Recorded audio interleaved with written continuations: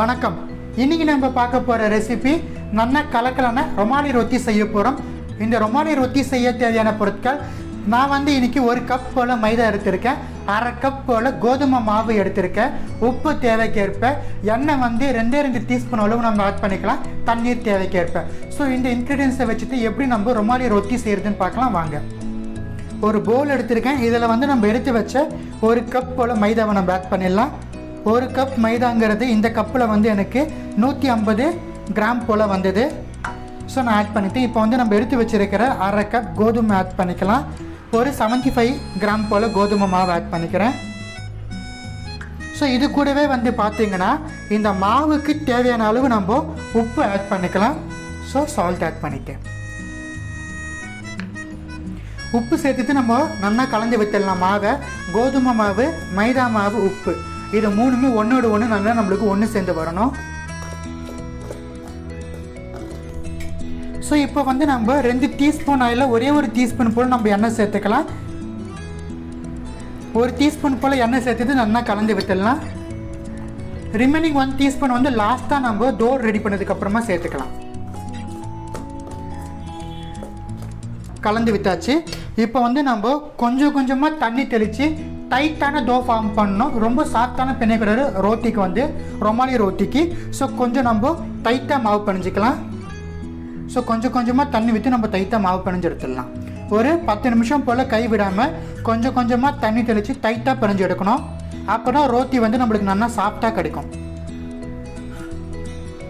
நல்லா 10 நிமிஷம் போல் கொஞ்சமாக தண்ணி தெளித்து மாவு டைட்டான தோ பதத்துக்கு நான் பிணைஞ்சு வச்சுருக்கேன்.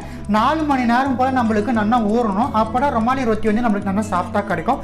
ஸோ 4 மணி நேரம் கழித்து நம்ம ரொட்டியை எப்படி சுற்றி எடுக்குதுன்னு பார்க்கலாம். பாருங்கள், ரொமாலி ரொட்டிக்காக நம்ம மாவை ஊற வச்சுட்டு இருந்தோம். 4 மணி நேரம் போல் ஆயிடுச்சு. இப்போ வாங்க இதை நம்ம சின்ன சின்ன தோவை உரிச்சிட்டு நம்ம மாவை பருப்பி எடுத்துலாம் ரொட்டி சுடுறதுக்கு. பாருங்கள், 4 ஈக்குவல் பார்ட்ஸாக நான் பிரித்து வச்சுட்டேன். இதை நம்ம நல்லா ரோல் பண்ணி தின்னாக ரோல் பண்ணி எடுத்துடலாம். நான் இன்றைக்கி ரொமாலி ரொட்டி தோசை தவாவில் தான் சுற்றி எடுக்க போகிறேன். இது ஆக்சுவலி ப்ரொசீஜர் படி எப்படி பார்த்தீங்கன்னா, நம்ம அந்த காலத்தில் பார்த்தீங்கன்னா பானியை கவுத்து போட்டு அதை சுற்றி எடுப்பாங்க.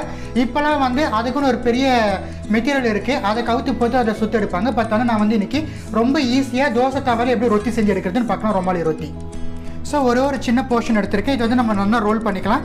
நான் இன்றைக்கி சின்ன ரோட்டி பண்ணி தவாலே நான் சுடுத்து எடுக்க போகிறேன். நீங்கள் லார்ஜ் சைஸ் செய்கிற மாரி இருந்தால் நான் ஃபஸ்ட்டு சொன்ன மாரி அந்த கடாய் ஏதாச்சும் நம்ம கவுத்து போட்டு சுடணும். நல்லா தின்னாக ரோல் பண்ணிக்கணும். ரொமாலி ரொட்டி நல்லா தின்னாக இருக்கணும், கொஞ்சம் கூட திக்னஸ் இருக்கக்கூடாது.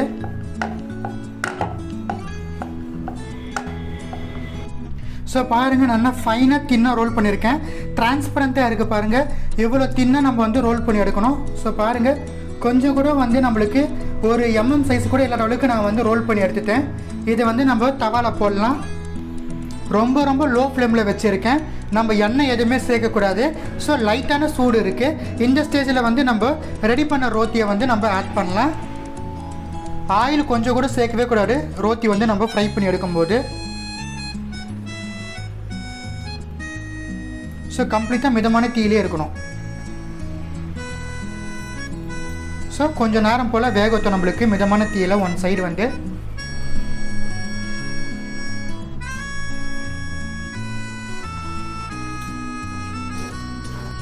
ஸோ ஒரு பக்கம் வெந்துடுச்சு. நம்ம அதை திருப்பிடலாம். ஆக்சுவலி இது 2 டைம்ஸ் தான், ஒரு வாட்டி திருப்பந்தோட சரி தான். நம்ம 2 டைம்ஸ்லாம் திருப்பக்கூடாது. ஸோ இந்த பக்கம் வெந்துடுதுமே நம்ம இன்னொரு பக்கம் திருப்பி நம்ம சுற்றி எடுத்துடணும் ரோட்டியை. ஸோ பாருங்கள், செகண்ட் டேர்ம் நம்ம திருப்பி பற்றிலேயே ஃபஸ்ட்டு வாட்டி இது நல்லா வெந்துடுச்சு. இது நம்ம அப்படியே மடித்து எடுத்துடலாம் ரோல் பண்ணி. ஸோ இப்போ இன்னொரு ரோட்டி நான் ஆட் பண்ணுறேன். ஸோ இதுவும் அதே ப்ராசஸில் நம்ம சுற்றி எடுத்துடலாம்.